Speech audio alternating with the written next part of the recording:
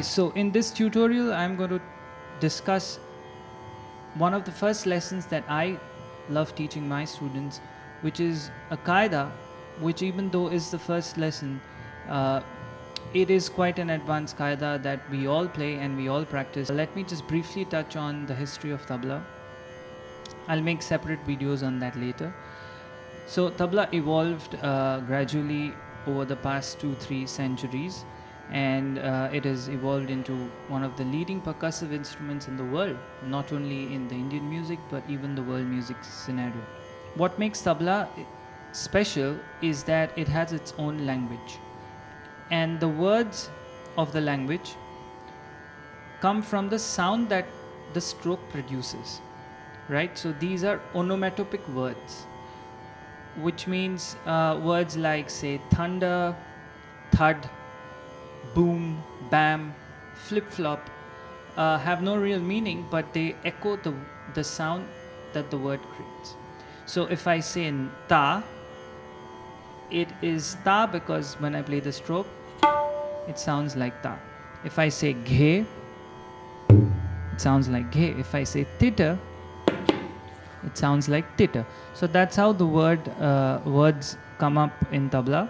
And like in all languages where we bring the words together to make meaningful sentences, then we group meaningful sentences to make paragraphs, and therefore one full story out of it.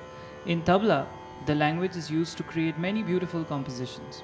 Now the compositions in tabla are categorized into two broad categories. One of them is a fixed composition category, which means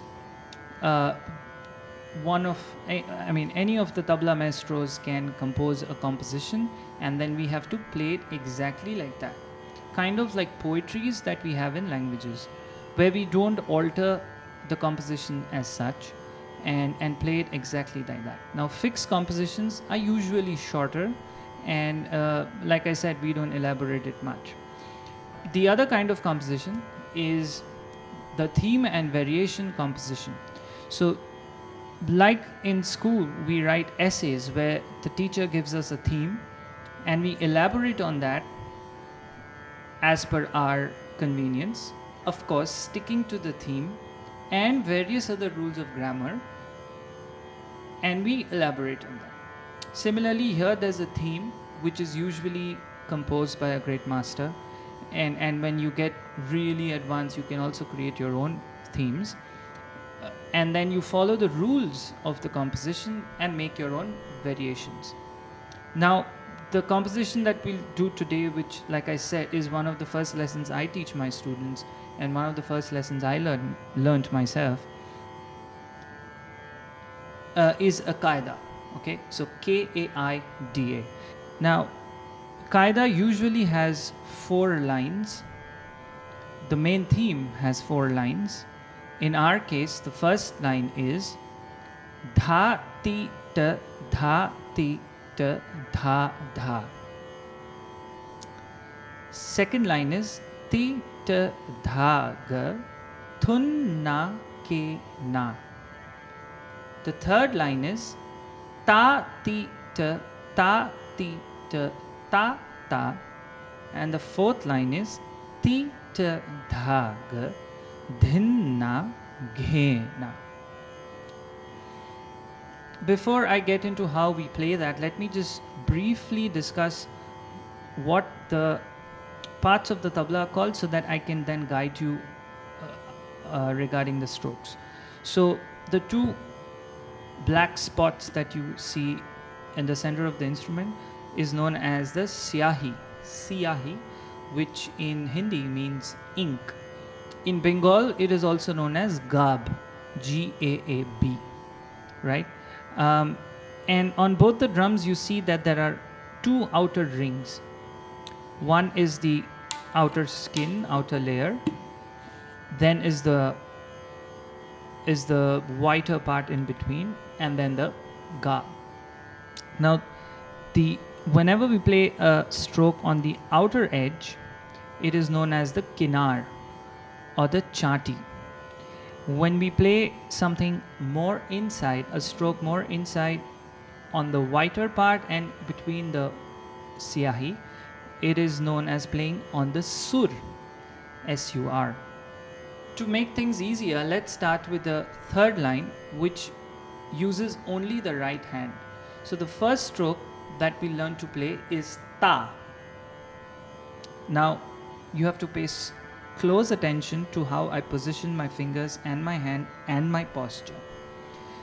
Before we get into that, it is important to note that you have to get used to sitting on the floor cross-legged. So to all my friends who are not used to doing that, I will link a few exercises that you can do to relax your hips and get used to sitting on the floor. For seniors who have knee problems, you can use a tabla stand, sit on a chair and play it. However, those who do not have knee problems, please get used to sitting on the floor cross-legged, and therefore you get a better grip while you play. The third line of the Kaida, you place your ring finger and your little finger, pinky, together. Okay, that's very important. You stick your ring finger and the pinky together, place it over here, while your index finger and middle finger are not touching the tabla. Ring finger should go in a little bit into the ga, not too much on the outside, then you get very raw open strokes, and not too much inside, then you get very flat dead strokes. So what you should do is probably a little bit, for me about, I'm guessing, half an inch, and then the ring finger along with it, and then you pivot your hand, right hand, on the ring finger like the hinge of a door, and you strike with your index finger on the white section.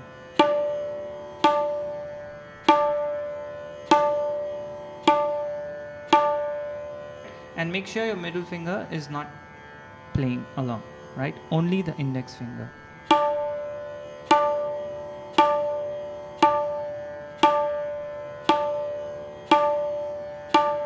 When you start off playing the stroke, you get a more flatter sound, something like this. But you have to keep at it, and eventually you get the tone. Do not try to mimic the tone at first, because if you do that, what most students do is raise the ring finger to get the open sound. But that technique is wrong. So you have to focus on the technique, and then the sound will follow eventually in a few sessions or sometimes a few months. Right? Remember to keep the ring finger fixed along with the little finger.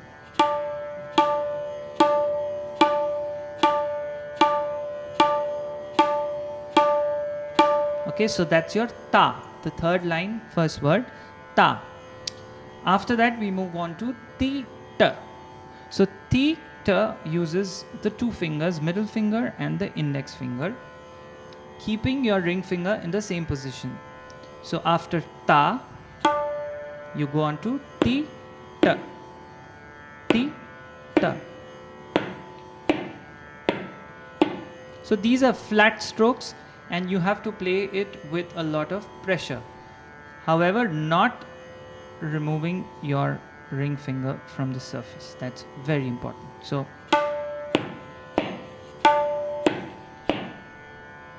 right, ta, ti, ta, ta, ti, ta.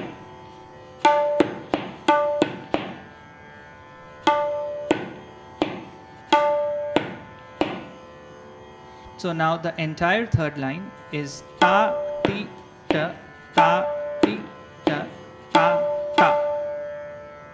Okay, ta, ti, ta, ta, ti, ta, ta, ta.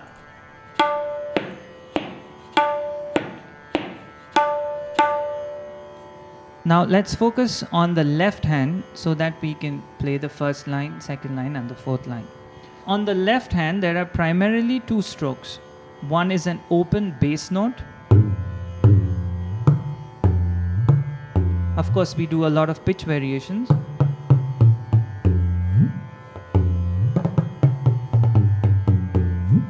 but essentially it's an open note and a flat note.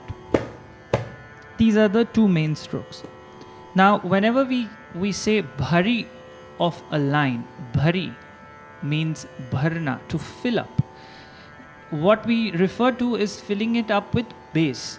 The first two lines of a qaida have open notes, open bass notes, right? So it is bhar ke bajana, bhari. And the third and the fourth line are the khali version of that, where the right hand plays the same note, but the left hand is silent or plays flat notes. Khali, which means keeping the bass notes out. We divide the left hand into two sections. One is the three fingers, little finger, ring finger, middle finger, and the other is the index finger. Now, when I say three fingers, little, ring, and middle, we don't usually use the pinky because it's a shorter finger. So when you strike the surface, the pinky usually doesn't touch. But you have to think as if you're using all the three fingers so that you engage all the muscles to get a strong stroke. You place your wrist at the edge of the syahi. The syahi is of the left hand drum is not in the center. It is slightly aligned to one side, and I am using this section. Some people also prefer it this way, where the maidan is longer away from you, but I prefer it somewhere in between. So you place your wrist at the edge of the syahi and your arm should be straight. Notice I'm not playing like this or my hands raised, pressing on the syahi too much. I'm just keeping my hands relaxed on the syahi, at the edge of the syahi. And now I play with the part of my finger which is after the nails, so your tip of your fingers, and then so you strike and pull inside.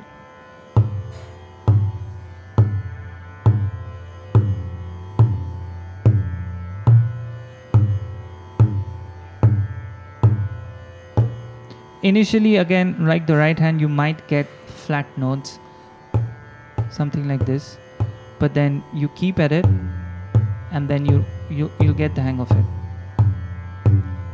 Three of my fingers are moving. I am thinking that I'm moving three of my fingers, but the pinky isn't really touching.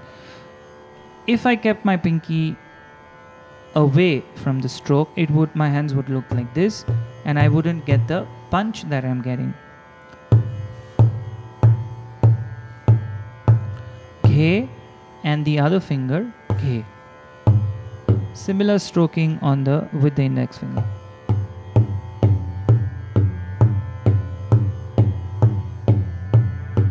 You can practice this separately. Ghe, ghe, ghe, ghe. Again, do not try to imitate the sound that I'm getting right now. Focus on the technique. The sound will follow eventually.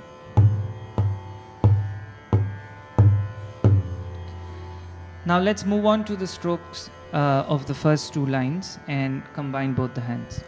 So the first line was dha, dha, te, te. Notice that the third line that we learned before, ta, ta, is the same as dha, dha if you remove the bass from your voice. So the tabla notes are phonetically so accurate that adding bass from a certain word gives you the khali version of that word. So when you remove the dh version, the dha, the bass version from the word, you get ta.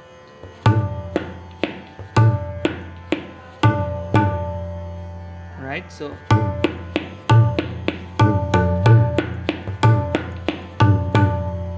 if you play it slower, dha, te, ta, dha, te, ta, dha, dha.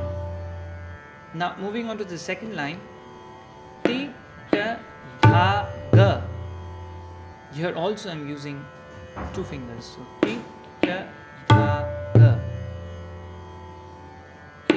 da, da, da, ti, da, da, da, ti, da, da, da. And then thun na ke na. Thun is a little different, where for the first time we remove the ring finger from the tabla. So you play the stroke with the index finger. You remove your ring finger so that you get an open ringing sound.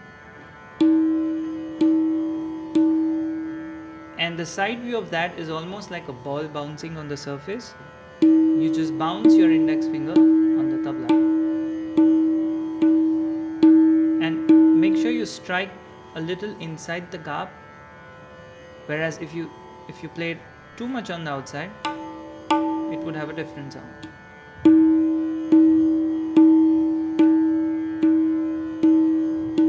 Play it softly and try to get the tone rather than throwing your hand hard and getting a very harsh tone. So, along with the flat note on the left hand, which is known as K, wrist position doesn't change. So your left hand is almost like a door closing on your face.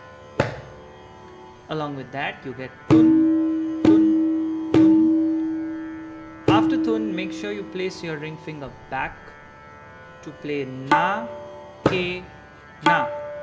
Now, ta and na are the same strokes. So you get tun, na, ke, na. So when you play the left hand on its own, the flat note, it is ke. But when you play it with tun, it is thun.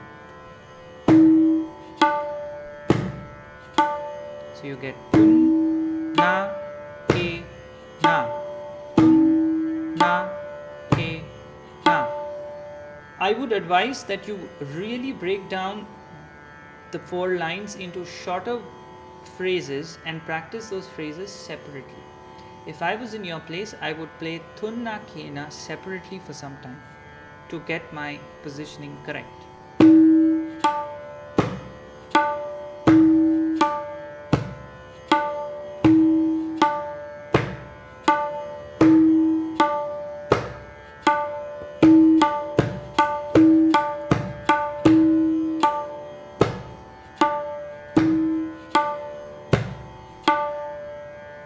So the whole of second line is ti, ta, dha, ga, na, ke, na.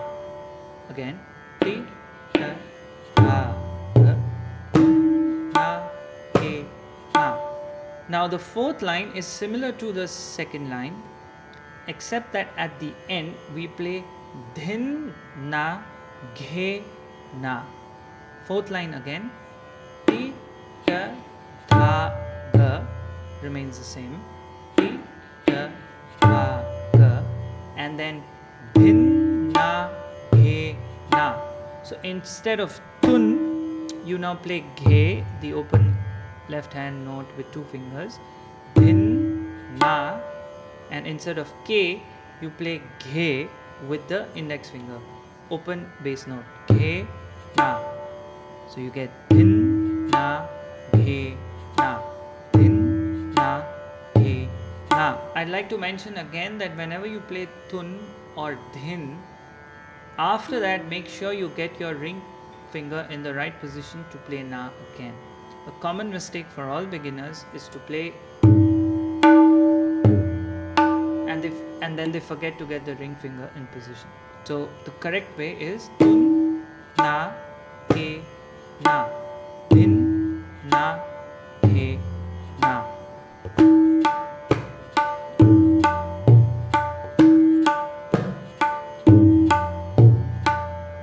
I highly recommend playing thunna kena and dhinna gena many times across many days to get a very smooth flow. Now let's play the whole composition together, focusing on each note.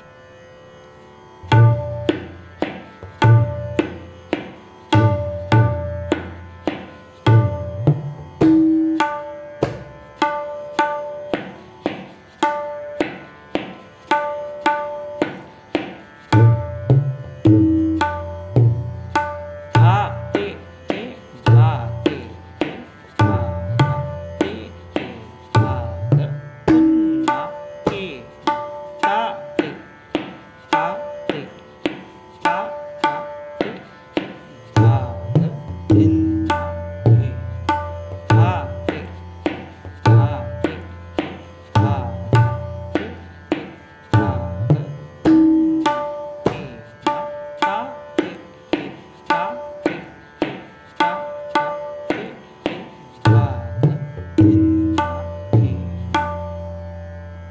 I will cover the variations and what the word palta means and how to create your own variations in the next lesson.